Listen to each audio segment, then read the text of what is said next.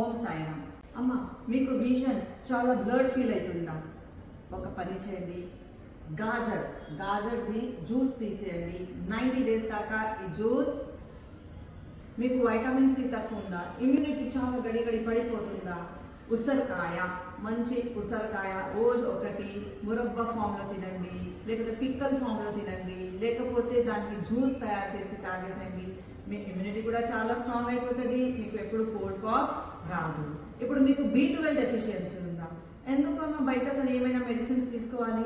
Simple, మీ దగ్గర టమాటా ఉంది కదా, 4 టమాటా 4 పీసెస్ చేసేయండి, మంచిగా తినేసేయండి. కిడ్నీ స్టోన్ ఉంటే, గాల్ స్టోన్ ఉంటే సీడ్స్ తీసి తర్వాత తినండి. మీ B12 కవర్ అయిపోతుంది 90 daysలో.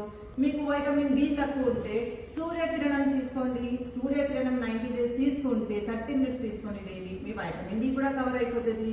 మీకు కాల్షియం తక్కువ ఉందా? కాల్షియం తక్కువ ఉంటే సున్నం వస్తుంది కదా. ఇంత రైస్ ఎంత ఉంటుంది, బియ్యం అంతే తీసుకోండి. 3 tablespoons వాటర్లో మిక్స్ చేసుకోండి.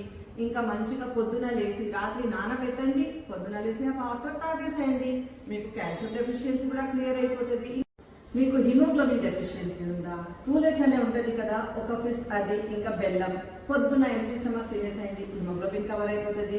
ఇంకా పల్లీలు ఉంటుంది కదా, పల్లీలు 1 fist, ఇంకా జాగ్రీ, దాంతో బెల్లం 1 piece మంచిగా పొద్దున తినేసేయండి.